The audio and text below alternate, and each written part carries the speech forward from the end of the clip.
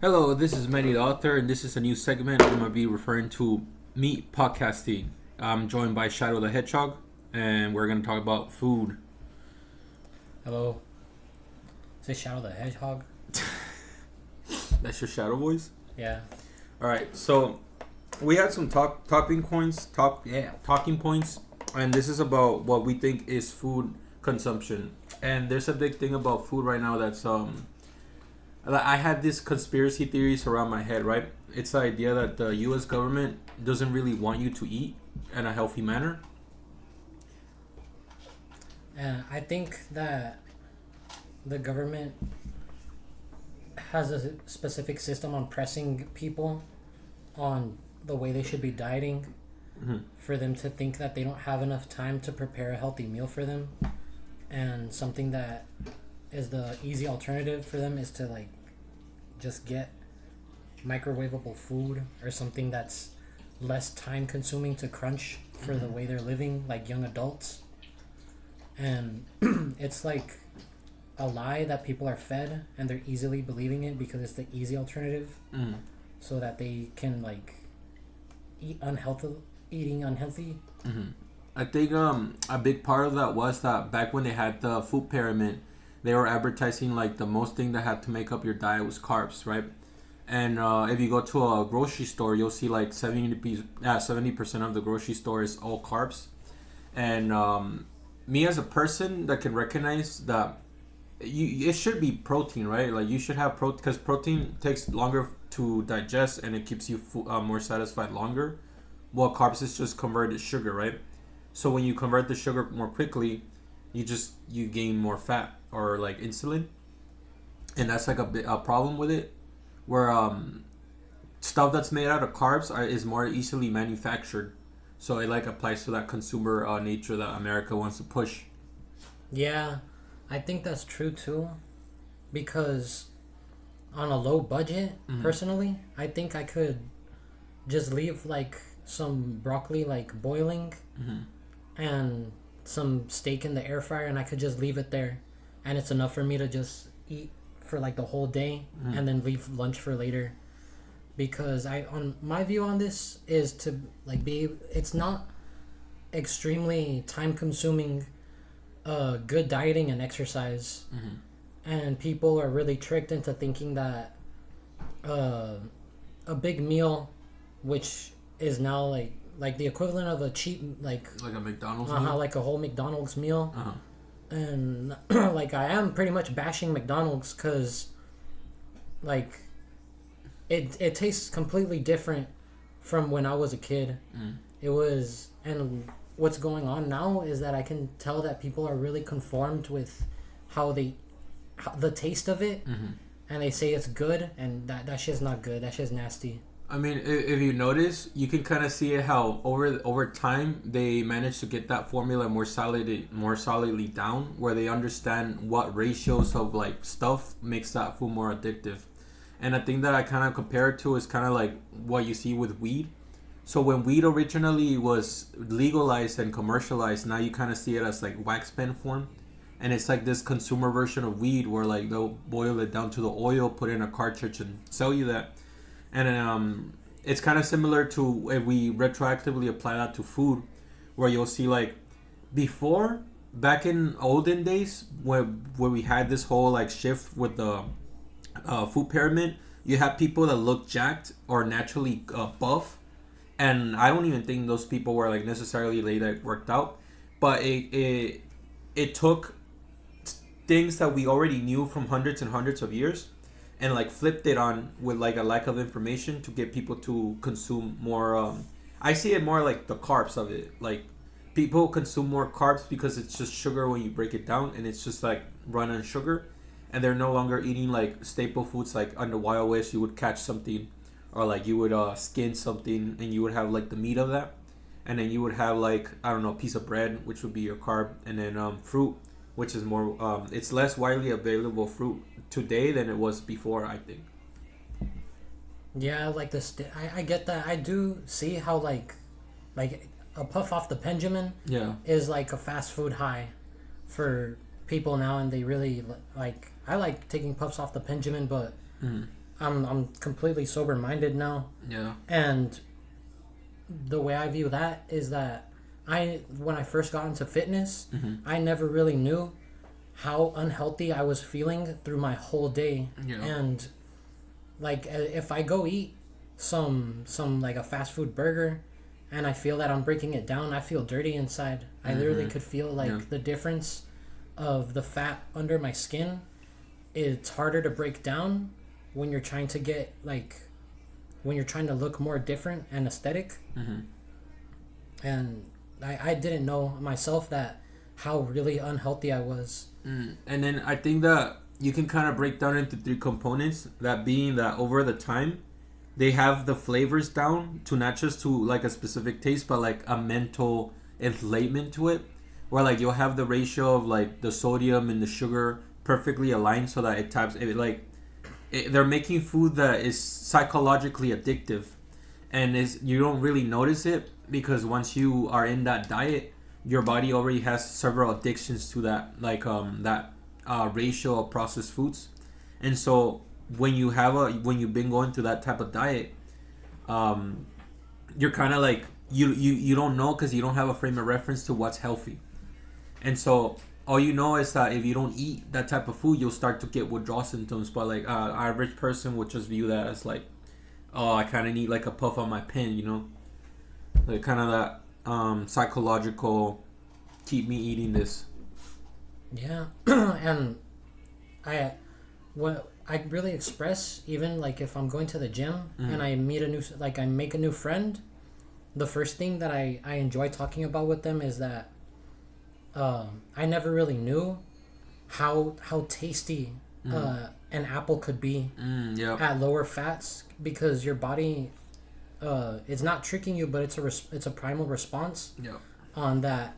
Like now this apple tastes like candy, and that was a huge indicator for me that I was on the right track and the right body fat to get where I was wanting to be aesthetically. Would you say that you kind of went through like a detox? Oh yeah, for sure.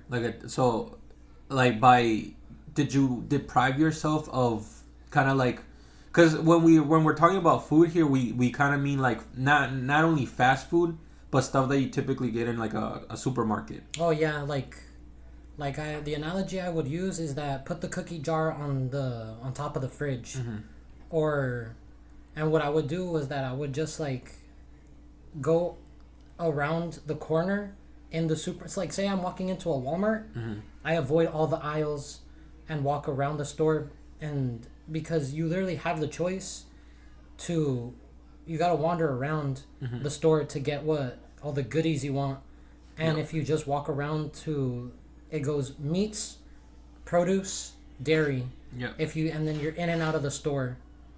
But if you really want to wander, you're going and walking into temptation's hands. Like a consumer. Yeah. And it's so easy. And like I have a sweet tooth and I love drinking soda. But I would notice how hard it would be for me to break down the fat that the sugar would make in my body, because it's all just stored up energy and sugar, which your body will make naturally. Your body's gonna break down all the fruits and vegetables you eat, mostly just the fruits, into sugar. So it's really, and I read that it's out. We do a lot of things that are outside the nature of humans, and eating processed sugar, that's extremely outside of human nature. Like an analogy I always talk about is how rabbits are always depicted as eating carrots. And that is because way back, carrots used to be the sweetest things that we had. That's why we had like carrot cake, for example.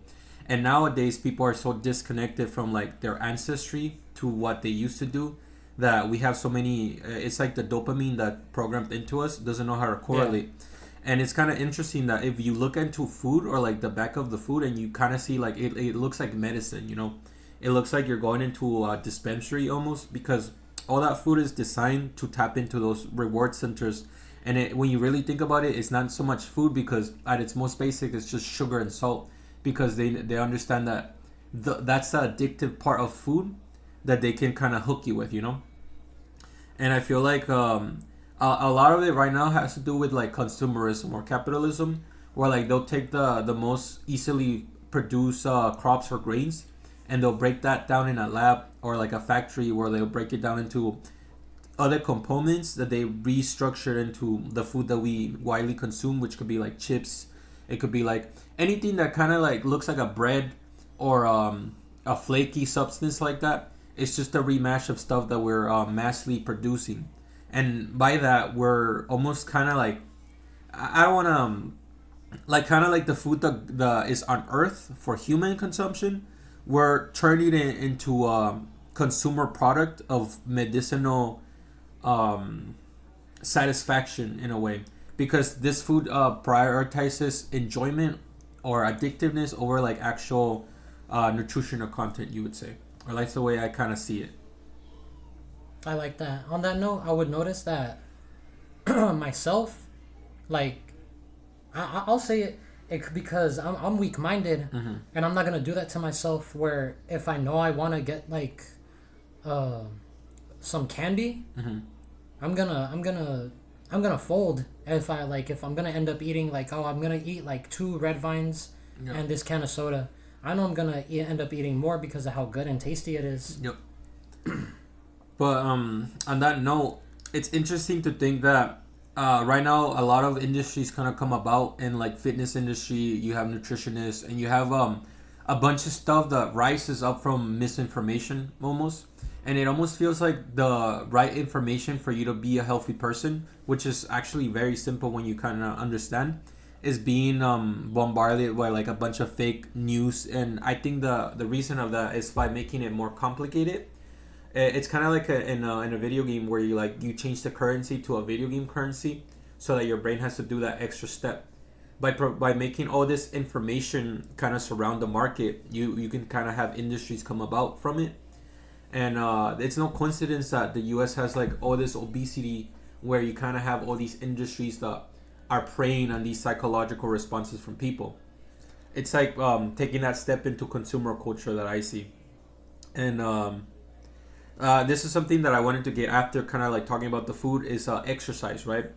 So what I was learning about that kind of helped me get an understanding of this was like body recomposition, which to my understanding, I'm going to ask you, is having the protein that your body needs and some carbs in there to burn, so that your body can actually put on muscle, which is more energy consuming to have that muscle.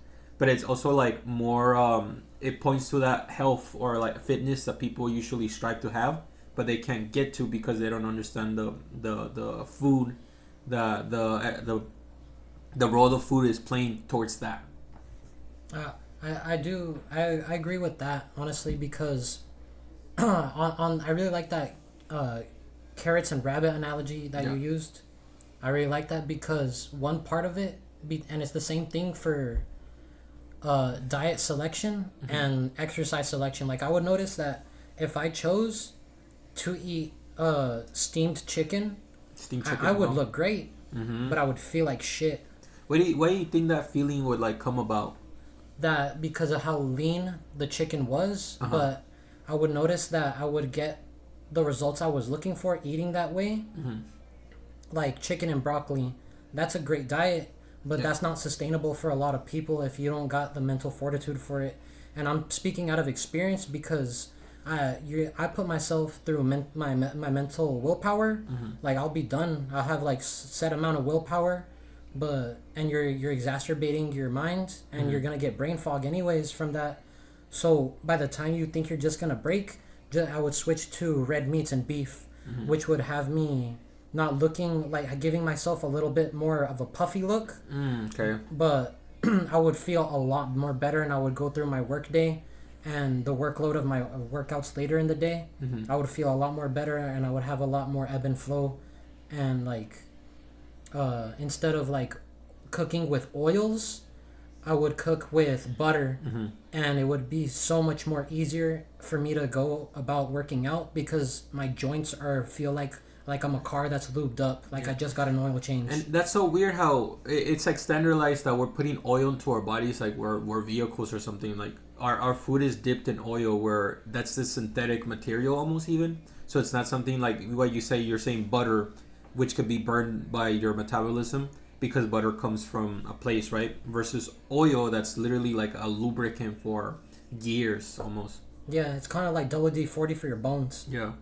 On that note, I kind of wanted to get into the topic where you say willpower, right? Yeah. And this is maybe less sterile scientific language, but it's a language that I would say combined with like temptation and like the devil, right? And why I want to say that is because nowadays, before going back to olden times, we didn't have these options, these like chemically addictive foods, and I kind of see it as like these foods are the cheap alternative versus like eating like a normal person, which is time consuming. Like before, we would have to prepare our meals, and I say that it has to do so at some level when you look at it broadly as like temptation, right?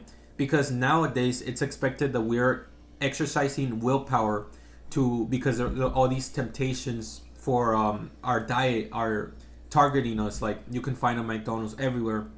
You can find a bunch of stuff that you're not supposed to eat in a grocery store, but because they're commercially viable or they're addictive, they make a lot of money. It's like now we have to we're tapping into willpower when we have to, because it's just the option is there for us, where if the option wasn't there, it wouldn't be as difficult. Yeah, I like that because, like, say you're scrolling on Instagram and you see a diet from a guy whose physique you want to look like. Yeah. You're not going to look like that just because you're eating the same way he is and doing the same exercises. Yeah. You got to get to know yourself and be patient with yourself. Like, most people will give up the gym after 3 months. Yep. And because they're not seeing the results that they want. But you're not going to look like the guy on Instagram by eating the way he works. By the way you're eating the way he eats and the way he works out, because just because he's reacting well to that diet and to those exercises doesn't mean you're going to react the same way he is. But sorry to interrupt. Wouldn't you say that it's kind of misleading almost, because in a way he's selling you on a product based on his body, right? But it's not. There's like a level of distance that you're seeing with his account with your actual reality. Would you say? Yeah, and they are trying to sell you something, and a lot of it's a harsh truth, but a lot of the good information out there is really not good. Like, that's why coaches and instructors and trainers are so expensive, because it is a luxury to get those results. Yeah, it's an industry, and to get those results that you're looking for, the way as fast as you want it, and for example, like I noticed how myself, like a couple of slices of avocado toast, like I didn't know that my body was gonna react so well to the fats in the fat from avocado fat, that I was just gonna drop body fat that fast. Yeah, because it's kind of it's weird to say, but if you're putting into what you're supposed to put into your body and you're letting all that heal from your just dopamine tap outs that you're experiencing from all this constant feeding, that those cravings, those addictions. Oh, those are withdrawals. Yeah, those are withdrawals, and you start to lose that weight so quickly, because the body is naturally good at taking care of itself if we give it the means to do so. Yeah, if you just get a little bit in touch with yourself, your body's going to react in the way that I'm getting all these outside nutrients, so I don't need to hold on to all this fat anymore. So you're just going to drop the weight like if you're you're just going to drop it. Yeah. Well, we're doing 20-minute podcast here, and we're almost out of time, but do you have any closing words to kind of leave off on the nutritional talk? I think people should be more patient with themselves and experiment and get to know themselves. And the point is like exercise selection is everything. I guess I kind of want to leave it like, I remember how the Buddha, in order to become enlightened, went through fasting. And on all these texts, you always see like a manner of fasting. And I kind of see it as a way to disconnect from the world, to kind of like in Dark Souls, how you rebuild your character. You can kind of have that control where, okay, now that I disconnected myself from the world and I cut off all my withdrawals and all of my addictions, I can now better start my new life of selecting what I selectively eat, you could say.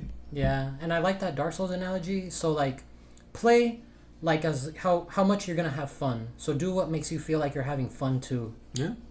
Ultimately, food is there to build us up, but it's not. You could overdo it with a lot, and that's where temptation exists.